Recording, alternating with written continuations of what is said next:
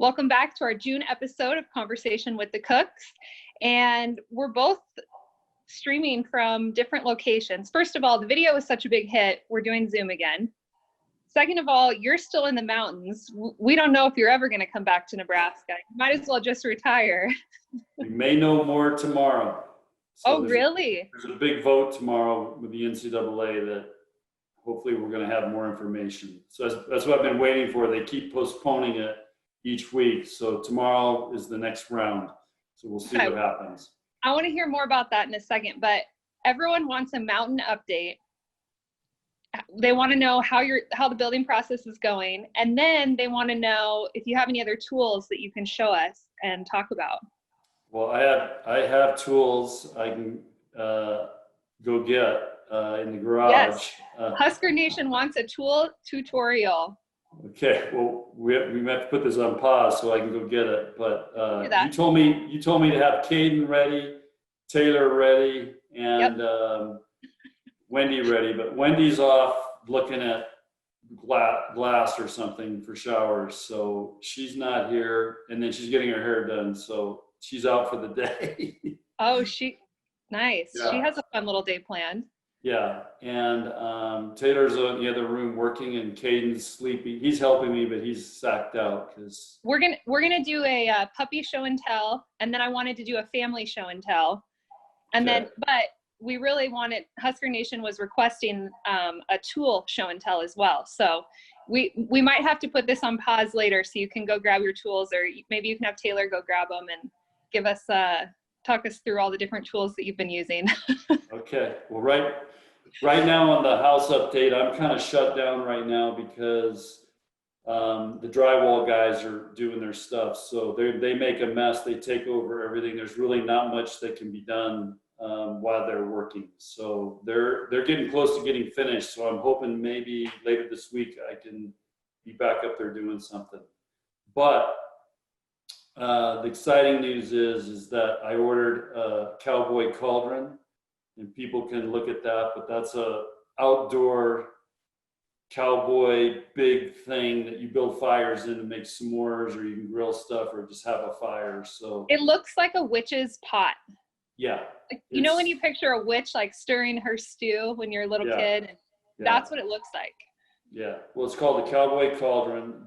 I pass one every day when I drive up to the lot.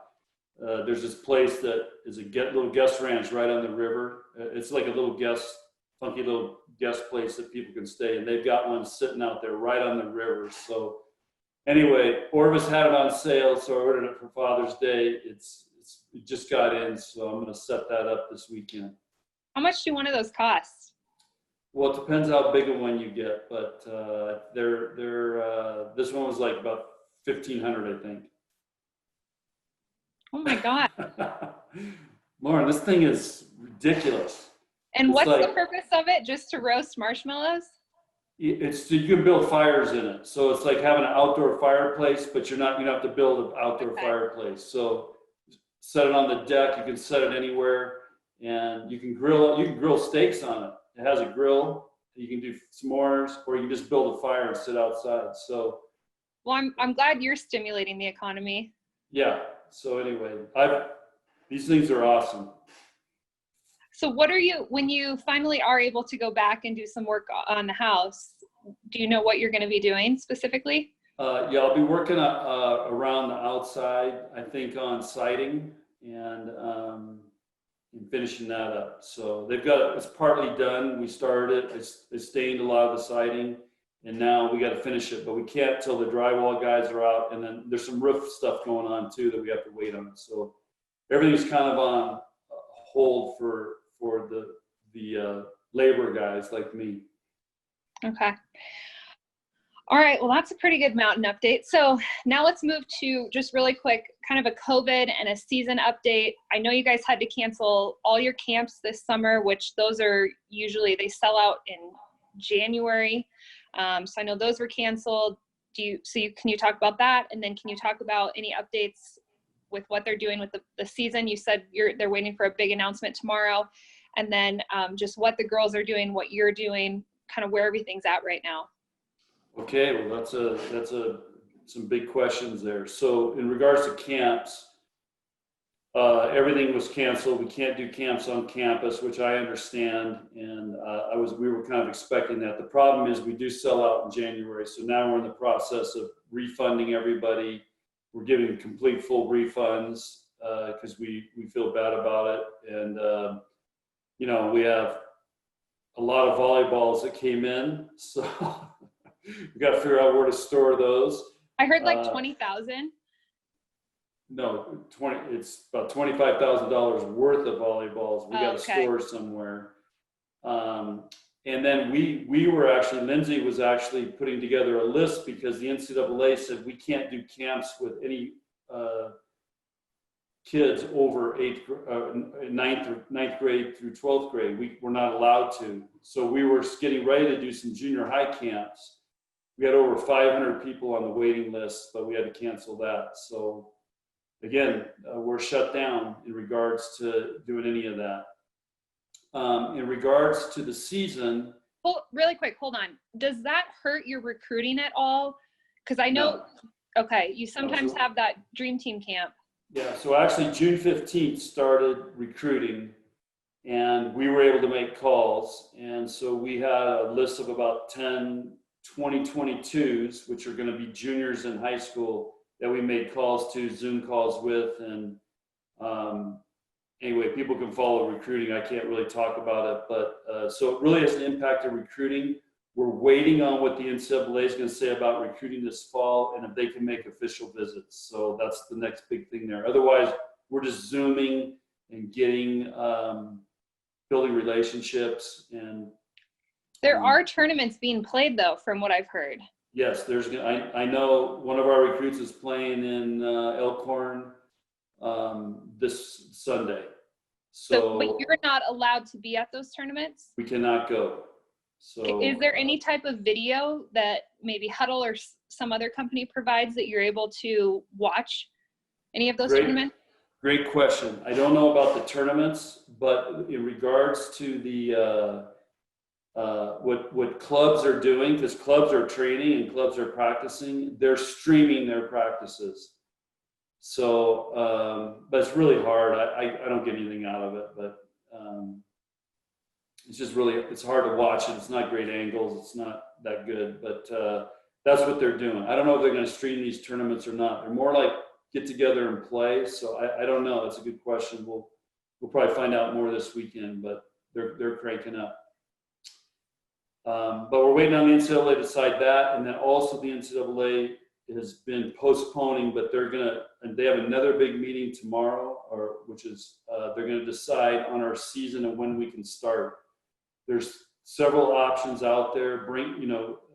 Starting with 8 hours per week to starting our season earlier. So we're going to wait and see what they say. But once we do that, then we can kind of make a plan for the summer. But as of right now, we are on week 3. Our athletes are back. They're working out every day. They're allowed to go into Devaney twice a week. They work out with our strength coach, Brian, 4 days a week. So they're in our normal summer routine. They're taking classes, and so they're moving. They get checked every day with temperature. They have to fill out a questionnaire every day, where they've been, who they've been around, do they have any symptoms. And ironically, we did have one player flagged already who wasn't allowed to go into workout, but it wasn't for COVID. It was for allergies. Oh gosh. But that's how sensitive this system is. She had, allergy type symptoms, and so they flagged her, and then we had to wait and get her tested, and boom, she's back in. But as far as I know, Lauren, only one athlete, a football player, tested positive. There have been some outbreaks at other universities, but again, our people are doing a great job. They're getting fed. They have a food feeding system. They get checked every day. They fill out these questionnaires, and now we just got to encourage them to make good decisions. They got to wash, wear a mask, and social distance. Those are the 3 keys that we're trying to hammer in with them. Do they have to wear masks while they're working out? No. They have to wear a mask coming into the building, and then once they get tested, their temperature checked, and they're cleared to go with we call it Edge 10 questionnaire. Then they can take the mask off for workouts. Is This is for all the athletes that are back right now. Is UNMC still facilitating all of this? Yes, and the next thing we're trying to develop is an antibody test. There's actually a professor at the university who's working on one. UNMC is working on some. So that's the next big thing is, who's developed antibodies, and that way we can get, that's kind of the next evolution. But right now, the UNMC is doing tests, and then depending on if they can test or not, we have another way to get our athletes tested. But everybody's been tested. So when I go back, I'll have to get tested and quarantine. So same with Jalen, and Kelly's already back and has been tested. So she's in Lincoln. But again, we've been told we're not allowed in Devaney. They don't want us in the offices, so I can get everything done on Zoom and work up here. And they haven't given you a date of when they think you'll be able to come back and work in the offices? We're waiting on the NCAA committee to make that decision. And then once that happens, then we'll start building a plan for how to get ready, when we can start. And then probably the other thing we should talk about is our non-conference tournaments. The NCAA has said they want to have a normal season, normal championship. So we've already had some teams that have pulled out of our non-conference tournaments. We've been asked by Bill Moose to reduce our budget by 10%. So we've gone to all trying to get regional and close by competition. So we're going to probably have a kind of an unusual non-conference schedule as teams and schools figure out if they're going to let them travel, not travel. And so anyway, we just got to think close by, busing, and build the best conference we can. I think there's going to be another big scramble here over the next few weeks. And we did get our Big Ten schedule. So we're working on that. And that's also an interesting discussion on how that's going, and how they did it. It's different. We have Can you talk about it at all? Yeah, it's hard to explain. And what we're going to have a lot of Wednesday, Sundays, which we don't like. But that's the way it's going to be. We're going to have some Fridays, Saturdays. We're playing more teams in the West than in the East, but we still have a few East Coast trips. So they're trying to reduce travel as much as they can and make it where we can bus. So for us, busing is really difficult because we're the farthest West school in the Big Ten. So it's really hard to bus to any place, except Iowa might be the only option to bus to. Otherwise, we have to fly. Especially if we're playing back-to-back. But what it allows is the Purdue's, the Illinois', the Wisconsin's, the Northwesterns, the Penn States, for example, the Michigans, they now can bus to a lot of different places and not have to fly because they're going to play more teams in their region, if you want to call it that. Is that so it doesn't create an even schedule. So it is not even. And but it's a one-year deal, and it's what we got to do. The great ones adjust, right? Right. Is that for safety purposes or cost purposes? Both. Okay. Mainly costs, and and trying to eliminate travel. But we charter, so charter should be pretty safe. But again, the busing reduces a lot of the cost. So there's going to be a lot, and there's less Wednesday matches. So that's the key. So on a Wednesday match, we have to charter because we have to get back for school. So they've cut down the Wednesday matches by half, which is a bummer because we get great ratings on Wednesday nights because there's no football. And so what that means is there's going to be more Fridays, Saturdays, and Sunday matches. And again, so people could bus, they might play a Friday, Sunday, so they could bus to a Friday match, bus to a Sunday match. It really doesn't impact us all that much with travel because we're so far west. And I think the other school would be Rutgers is the farthest east. So, I mean, you spend all day busing to some of these places. Right. So this is pretty much just a fiasco for Lindsay Peterson, your director of ops, to try and figure all this out. She's trying to figure it out right now, get hotels. The hotels aren't getting back to her. It's It's Well, tough. But, Lindsay's she's the #1 director of ops in the country, so I don't worry about it. Lindsay's the GOAT. Yeah, I'll just if it ain't right when we're doing this, I'll just be complaining. So You usually complain anyways, so nothing new there. Right. Are hotels even open right now? I mean, is that maybe why they're not getting back to her? I think there's some issues with that, yeah. So she's not getting the communication that she normally gets, or maybe they're not quite sure how they want to handle this. So yeah, and she's working on the charters, so that's her main focus right now. Oh, go ahead. Yeah, that's just her main focus right now, is working on all that. When is the schedule going to come out? Good question. I don't know. Probably we'll wait as long as we can, because Lauren, here's the other deal: is we're also having meetings now. Okay, are we going to play in Devaney, or do we go to Pinnacle Bank Arena?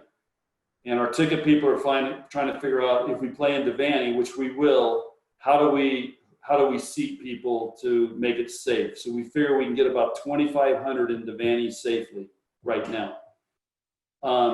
Pinnacle Bank, we can get 8,000 in there safely. So we're coordinating with Pinnacle Bank right now on what matches we might move there. And of course, all of our matches they're not available for all of our matches as of now. So some will have to be in Devaney. And then the ones in Devaney, we want to rotate. So how do we do it where if we only take 2,500, okay, we got to get the next 2,500 in so everybody has a chance to go to the matches. So there is a lot of things to figure out before we start the season, but we're getting close. And again, we're waiting on the NCAA to make these decisions and then see how, this virus keeps going over the summer.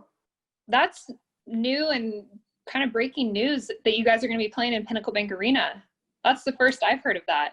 Well, that's this week we had meetings and I said we got to really consider that option, because if we can get 8,000 in there, it's not that I want to, but because that's really like, it's not a home match for us in that it's a completely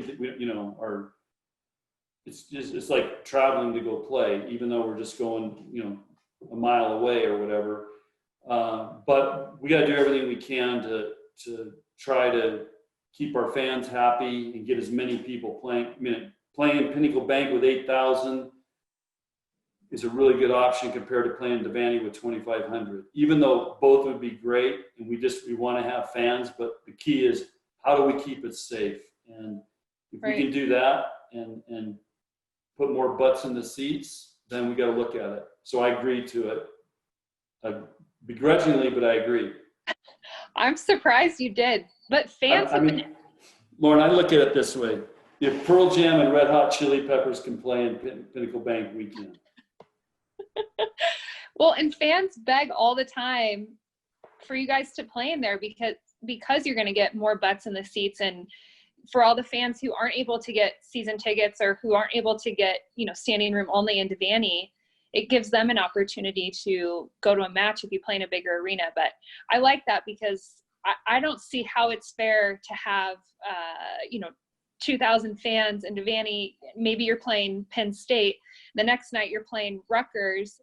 It's not fair to the fans who got to watch the Penn State match and then the fans who had to go to the Rutgers match. Don't be dishing on Rutgers. They got a new coach. They're gonna rebuild. Everyone dishes on Rutgers. Yeah, no, don't dish on them. I'm really impressed with their new coach. She's came from Northeastern University, I think. She's just young. You can tell she played somewhere. I've been really impressed with her. I think they made a great hire. But I can tell you right now, Rutgers doesn't even know when their athletes are coming back. So we've been on these Big Ten calls. Nebraska was the first to come back.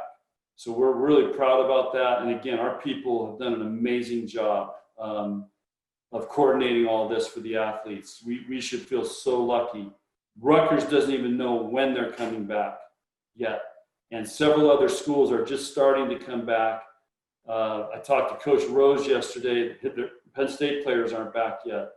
And he's thinking 3 more weeks till they're back in their normal routine. So everybody's a little bit different. And again, Rutgers on these calls, they don't know, they have no idea when they're even going to open up to their athletes. You have to tell everyone Russ Rose listens to our podcast. We had an interesting call yesterday. He called me about our protocols on our athletes and how we're cleaning the volleyballs and stuff. And he mentioned that he listened to the podcast and he loves the interaction and how you rib me and how comfortable it is, and he really enjoys it. So he probably nice likes compliment, Lauren. That is a compliment. That's the nicest thing I've heard from him. But he probably enjoys when I'm ripping you. That's his favorite part. yeah. So anyway, that's pretty cool, and it is. Big compliment from somebody like him, and I don't know, we have a lot of rivalries in the Big Ten, but there's something special about Penn State. And he's part of the reason why. See, that's what I meant when I was comparing Penn State and Rutgers. That's just such a huge matchup that so many fans look forward to. So, anyways, we've had so many great matches. When they play, the Big Ten plays the TV matches, replays. Look how many of them are against Penn State. It goes all the way back to when I played. I know. It goes back way before that, right? Well, right, but I'm saying that I played a long time ago, and we still talk about matches against Penn State, and then you have some recent matchups, and yeah, you're right, you have matchups from way back in the day, but yeah, Penn State's always a fun match. Okay, so really quick, one last question with the whole season structure. You mentioned that the NCAA wants to have a full season, so pre-conference and postseason.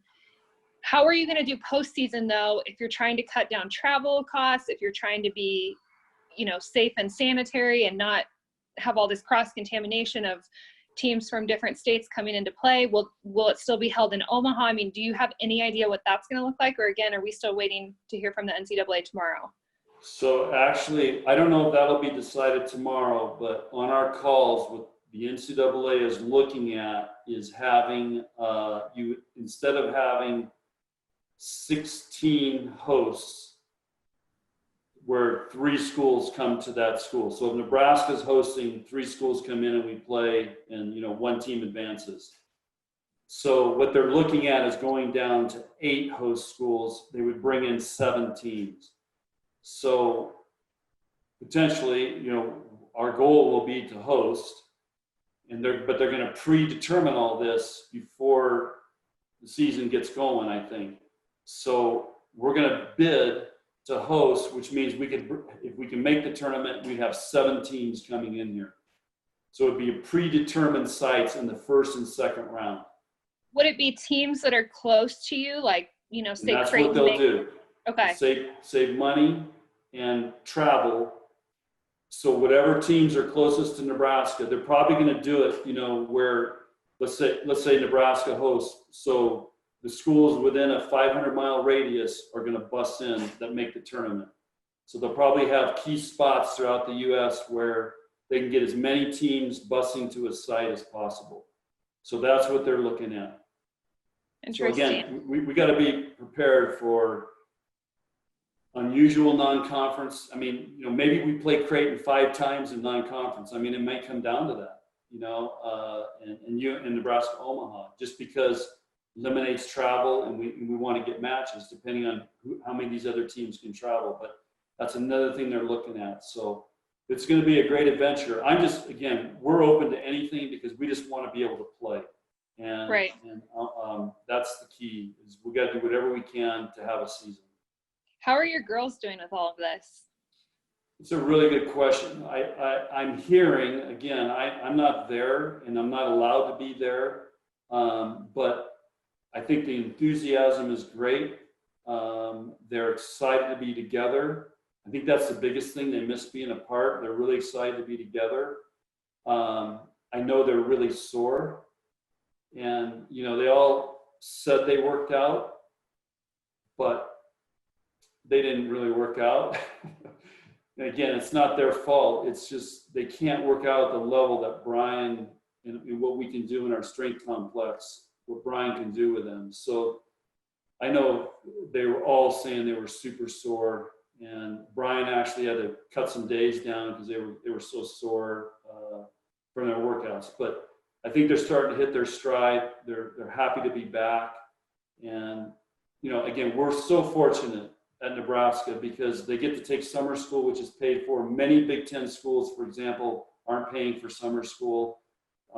They get fed, they get to work out, and so we just feel really fortunate for our players, what opportunities they have, because it's not that way all over the country.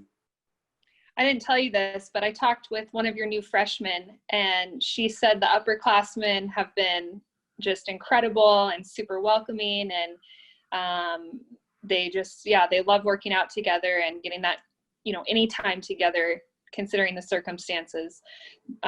So that has to make you feel good to hear that everyone's getting along and everyone's enjoying being around each other. Yeah, it warms my heart, Lauren, to hear that. So again, you know more because I mean they're not going to share that with me. If I ask them, they'll say, "Oh yeah, they're great," where they might, it could be completely opposite. So that's good that you're hearing that. But we got a great group. They're excited, and but it's weird times, and it's hard for everybody. But again, we're really fortunate. I'll be your secret spy. Yeah, that'd be great. So now we're trying to figure out. So the football team did paintball, and as soon as that came out, our players are like, "Coach, we want to do paintball. We want to do paintball." So what I think what we're working on is, as a team building thing. Again, I'm not allowed to be in the gym or around them, and we're going to do this later in July once all the coaches are back, but we want to do the paintball place is right by where Lindsey Peterson lives, so we're going to do a paintball, cookout, ride horses, and they have a pond to go fishing. So we're going to do a country day. I just can't picture some of your girls playing paintball or being shot with a paintball. I mean, that's painful. Like, I know. Coach Frost told me he had about 10 welts all over him. You're going to need earplugs for all the screaming. But they're like begging to do it. So anyway, it's Really? something fun. It's outdoors. And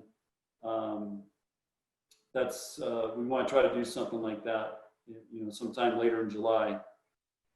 You better get Husker Vision there to film all of this, because that will be a riot. Yeah, but at least they want to do stuff and something fun and different, because what are the other options for them to do? They can go to the pool, I guess. That's another option, but there's really not much for them to do.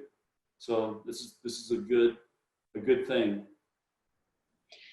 Okay, well, thank you for all those updates and some exciting news within those updates. It's now time for our puppy show and tell. Okay. So can you get Caden in there? Yeah, let's see. He was sleeping here. He got up, so he's moved spots. Henley. And I'll get my puppy. Okay, I'm going to go on the move here. Okay. With my laptop. I like this. Going on the move, getting out of the chair, getting the heart rate up. Where's Caden? Oh, well, Caden's in bed. Here's the big boy right here, Lauren. Oh, hi, buddy. His mommy's gone, so he's up on the mommy's pillow. Oh, Henley heard me say Caden, and now she's right here. Oh. I'll show you. Henley, say hello. There's Caden. Okay, so we just want a rundown. What does Caden eat in a day? What does he do for exercise? What does a typical day look like for him? Why did you decide to get an Irish Wolfhound? How much maintenance are they? How much does he weigh?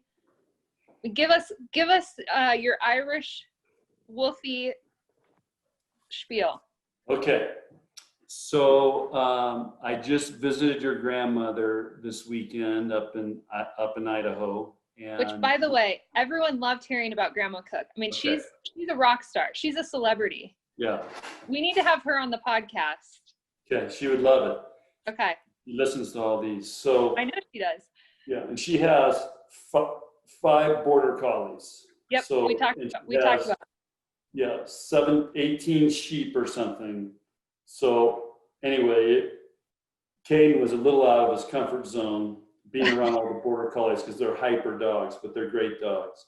But she worked the sheep and everything. It was really cool. But we talked about how we got on these Irish wolfhounds, and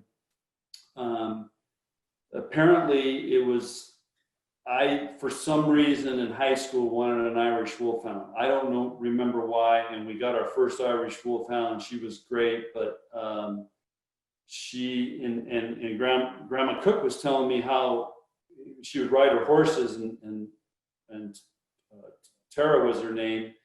The Irish wolfhound was Tara, and she would love going on these horse rides. And anyway, this was in San Diego, but she ingested a foxtail, and it got in her heart, and we had to put her down because it was formed all the scar tissue around her and everything.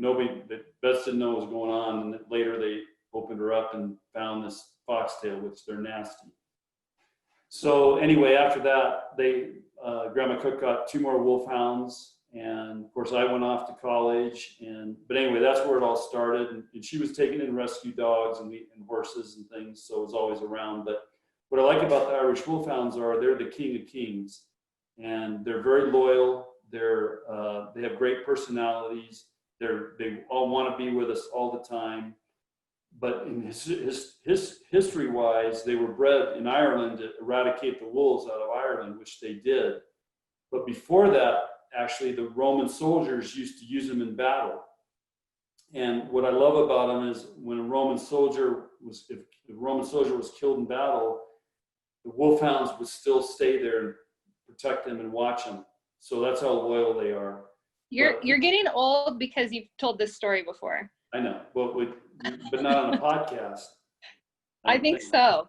Okay, well, we have new listeners. They need to, keep hearing stories, Okay, Anyway, Caden he probably weighs about 140 to 150 pounds.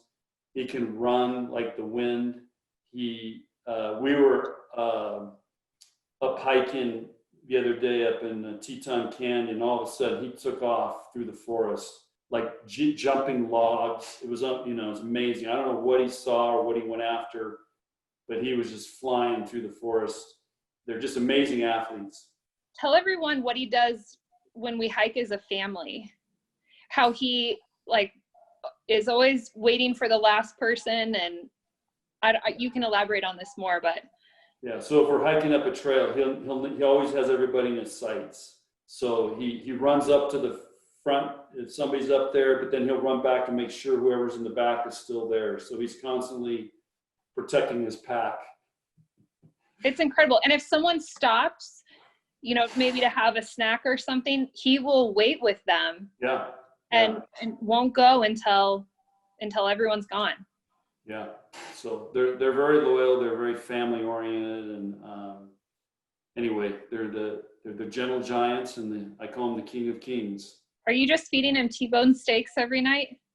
No, he's on there's a special diet or food that we get him. It's probably more expensive than what we eat, but they're pretty sensitive on what they can eat, and but you got to maintain a certain protein balance and so on with the wolfhounds. So, but it's a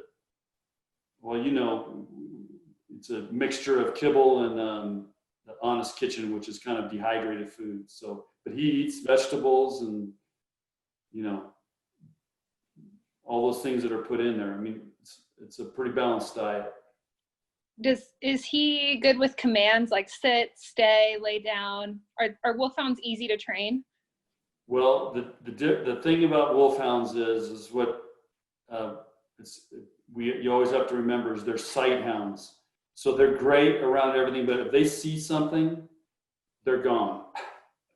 And sometimes if you got the leash on them, they're going because they're sight hounds. So they're bred when they hunt by sight. So when they see something, if he sees a rabbit or he sees another dog or he sees something, he's going to go. And even invisible fences, they'll go right through them. They don't care because they're so ingrained with their sight. The best story with that, you weren't there, but Mom and I were walking. We were actually walking Callie, your other Irish Wolfhound that passed away this past year. But Callie saw a squirrel, and Mom was just talking with me and wasn't really. I think she was holding the leash, but she didn't have a super strong grip on the leash and didn't realize that Callie saw the bunny or the squirrel, whatever it was. Callie takes off and is just dragging Mom on her stomach through the grass like she was on a sled. And this was in the middle of summer. And oh my gosh, it was so funny. Luckily, Wendy was not injured. She was fine. But yeah, they are just so strong. And you're right. Once they see something, they take off. Yeah, we hiked way up last week, what's called Cold Creek, heading up toward Taylor Mountains. We were up above 9,000 feet, so there was huge snowbanks everywhere.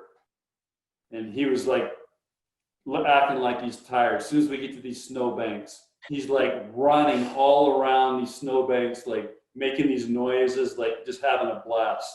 They love the snow. We call it the zoomies. Yeah, he had the zoomies at 9,000 feet, and he could barely get up there. But okay. Once the zoomies hit, he was gone. Tell everyone how long you had to wait, like the process in getting Caden, and how long you had to be on a waiting list, and how they kind of vet your family. And then also tell everyone about once you get a Wolfie or a Wolfhound in your family, how you do the Irish naming ceremony. Well, as people know, that Ireland has a lot of cool traditions and so on in their culture and their heritage. So there's actually a prayer you say, and you drink a shot of whiskey, Irish whiskey, to name your dog, and then every year on their birthday you do the same thing. So I would love to take him to some Irish bar sometime and hang out on his birthday and do that. But there's actual prayer that we say and read, so it's really cool. But the people who own Irish Wolfhounds, I call it's almost like a cult, and they are very protective, and they'll take back any Wolfhound. If a family takes a Wolfhound and it doesn't work out, they'll take him back. But they're very protective. They're almost, I would say, these people, these Wolfhound puppies are like their kids. And so you have to wait, you have to get on waiting lists because there are not a lot of Irish Wolfhounds around. And ironically, where Caden's father came from, Judy's her name, in Steamboat Springs, she has 7 Irish Wolfhounds up there. I think you've been there, right, Lauren? Yeah. Anyway, one of hers, they just confirmed is pregnant, so she starts going down her waiting list, which is huge. Of okay, you got to ante up now. We know we got a pregnant Irish Wolfhound, and we don't know how many yet, but so that she just sent an email yesterday. Now we're not looking for another Wolfhound puppy right now, so I don't want to get all fired up about that. Wendy's got enough on her plate. Yeah, I think Wendy would leave you if you got another Irish Wolfhound puppy. They're a lot of work, even though they're very calm and are great dogs. They're just, because they're so big, they're a lot of extra work. Yeah. But as you saw, Caden sleeps all day, and then when it gets about dinner time, he's ready to go on his hunt.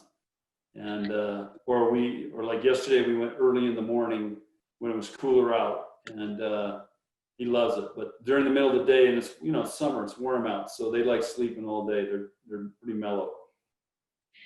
Well, for anyone who cares and anyone who saw my puppy, I have a little golden doodle, and Henley is actually here she comes. She heard me talking about her. I'll show her again. Henley, she's in her bed.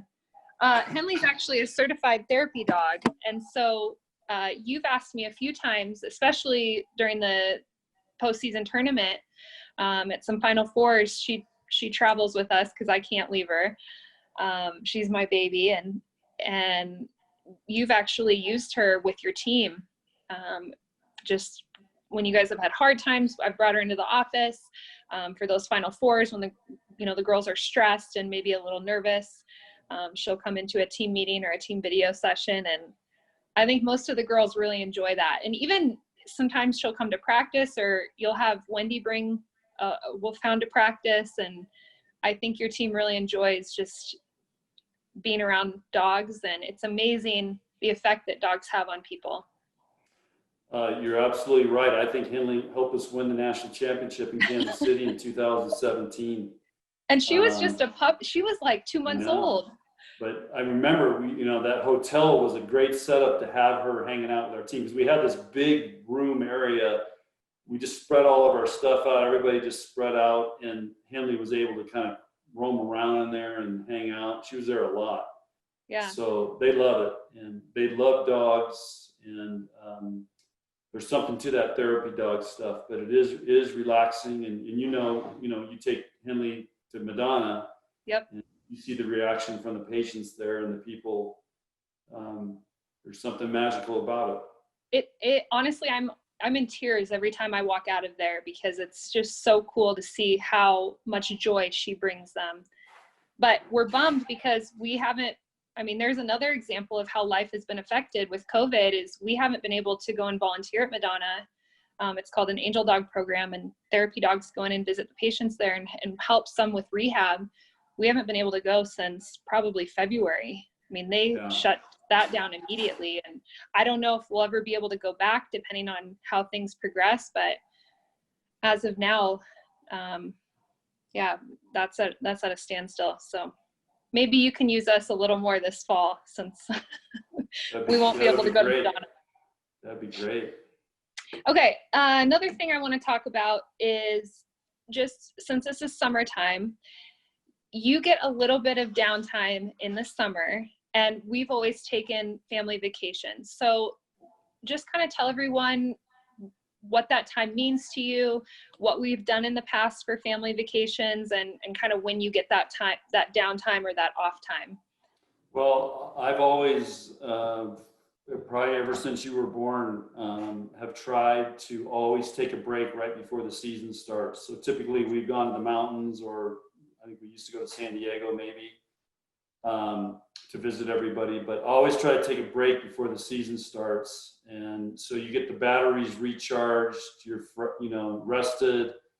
And so vacation for us has been going somewhere where it's relaxing, and whether it's the beach or the mountains. And so that's always been the goal of preparing for the season, because typically in a normal summer, June and July are two of the busiest months of the year because of camps and recruiting. It's sometimes, we'll go, 3 weeks in a row nonstop between camps and recruiting, with no break. And now with the new rules, we can start doing home visits. So now this summer we're not allowed to, but that's going to throw another, work component into the summers. All right, I have 3 quick questions for you, which actually came to me on social media. So I'll ask you those. And then we'll finish up with our, your favorite, my favorite, cook confession and cook lesson. Okay. Lauren, did you see our leadership poster we put on social media this week? I did. That was really cool. Who put that together? Kelly Hunter. Well, we all kind of worked on it, but Kelly Hunter that was part of her responsibility to get that done. And we got some people in our social media department that helped us set it up, but really cool. We're going to put that poster up, and so our team can see it every day, but just another way to try to get our seniors to be leaders and see themselves as leaders, and what leadership is about. This isn't a question from social media, but when does Tyler get there, and when does he take over and Kelly moves to that volunteer position? Yeah, August 1st. Okay. So he's sold his house, and I think he's got a place to live here, and so he'll start August 1st. Okay. All right. So first question, what do you talk about with opposing coaches before a match? Usually I just go over and make small talk. So I'll try to think of something that will create a conversation. So sometimes it's volleyball, sometimes it's not volleyball, sometimes it's something totally random. But I just try to think of something I welcome them and then try to create a little bit of a conversation. So it varies all over the place. Who's your favorite coach to talk to in the Big Ten before a match? That's a good question. Some coaches are very talkative, some are not. But I'll probably have to say Russ. Russ has always got something, something he's been thinking about. He'll fire off, but the other thing, when Russ comes to Nebraska, for example, he sits down there and talks to all the fans. So I'll bring up something like, oh, who'd you visit with this time? Or he'll bring up something when he used to coach there. So there's always some trivia with Russ and Nebraska. And then when we play at Penn State, same thing there. We'll talk something about something interesting. Russ is getting all the shout outs on this month's podcast. All right, the next question. Your favorite show, Yellowstone, is back on. Did you watch episode 1 on Sunday night? Yes, I did. And did you like it? It was a good start. It was a little mellow for Yellowstone, but you can tell things are building up. They had to set the tone. And what I don't like is you have to wait every week now to watch it. They don't like The Last Kingdom. They just put all 8 episodes on there so you could go through faster. Well, that's on Netflix. This is live TV. Oh, okay. This is how the normal world works. You get 1 episode a week and you have to wait. Okay. Wait a week. It's not, you can't snap your fingers and get all 8 episodes at once. Yeah, all I know is I think I need to get counseling after watching Ozark. Oh, did you finish Ozarks? I haven't finished it yet, but man, that is an intense show. I'm so glad you took my recommendation. That's one of my favorite shows. It is intense and there's a lot going on, but it just keeps your attention, and yeah, it's pretty good. Yeah, it's like I said, I think I need to get counseling, but just, yeah. You guys have plenty of sports psychologists, so maybe just meet with one of them. Okay, what? Go ahead. Your favorite story while coaching me?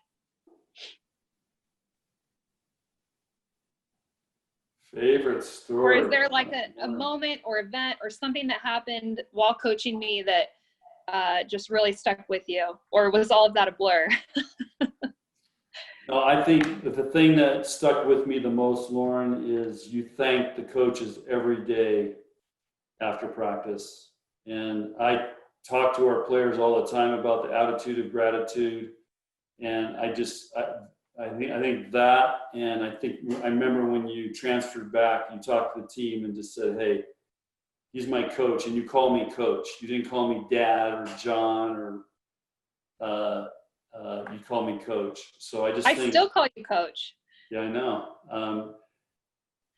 So I think that's what stuck with me, is how you thanked all the coaches and Jolene and everybody after every practice. You made sure there was a line between that you were a player and not a daughter.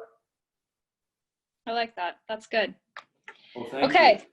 It's the nicest thing you said to me in the last month. All right.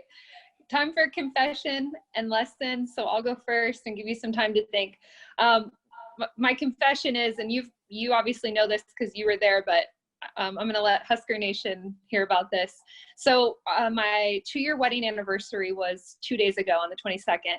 And for our father-daughter dance, we danced to Black by Pearl Jam. And we had a DJ, and he was great. He slowed it down and made some edits. So it was more of a song that you could dance to. But then at the end, he played some rap song. I think it was like Pop, Lock, and Drop It. And we busted out from, a normal dance together to busted moves on the dance floor. And our photographer, Wynn Wiley, who's an amazing photographer, he actually taught you some dance move. Can you get up and show us? No, I'm still traumatized from that. I'm still traumatized. Well, you busted, yeah, we went from dancing, you know, very nicely and calmly to both breaking out some dance moves, and the crowd just went wild. It was hilarious. And I definitely felt peer pressure on that one. we had to make it fun, but I think someone has video somewhere, so we'll have to try to track that down and post that on social media. Are you sure you don't want to show us the move? I'm positive right now, yeah. Okay. And my lesson is always speak from the heart and tell the truth. And it's better to get to the point rather than, you know, talk about other things and try to avoid just getting directly to the point. And I think that applies in coaching and recruiting. I mean, you just have to be honest with the players and your recruits, even though it may not be what they want to hear.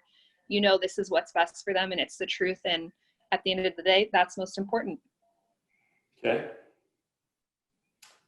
So what now? What do you want me to do? Give your confession. Thank you. Nice job. What was your confession though? Just that we busted out dance moves? Yeah, that was the confession, is that you broke it down on the dance floor after our father-daughter dance. Oh, okay. You could tell everyone what happened in the church after you walked me down the aisle. Oh, that would be a confession? Okay. I can do that. I was going to show you my new crock. Your what? My new crock. So I bought a new crock. So you don't even know what that is. Yeah, what's a crock? I'm trying to make sourdough starter. And so if you watch what the Cowboys used to do when out on the trails, they have this stoneware crock, they call it. Not a crock pot, it's called a crock. And that's what they would make the sourdough in. And so, but you can't use metal or plastic, it won't work. So I've got sourdough starter going right now in my crock. I can grab and show you if you want to see it. Yeah. And actually, ironically, so as people know, when you make sourdough starter, it has to stay warm. Oh my gosh. And the reason I'm bringing all this up is because Kelsey Robinson's fiance, Brian, is your cousin, my nephew. He actually has been making sourdough bread and sells it in Manhattan Beach. So he started a cooked bread company. It's a marketing deal. He doesn't make that many loaves, but they're world class. So I'm trying to get my sourdough starter going, and I'm following what the Cowboys used to do. And they actually used to, and it was cold at night, they would actually sleep with these crocks to help keep them warm under the covers, because it has to stay warm to grow. Where do you learn this stuff? YouTube, baby. Oh my gosh. Go take us to and go show us the sourdough starter. Let me go grab it real quick. Okay. Oh, we need volleyball to start back up. He's losing it. He's going crazy.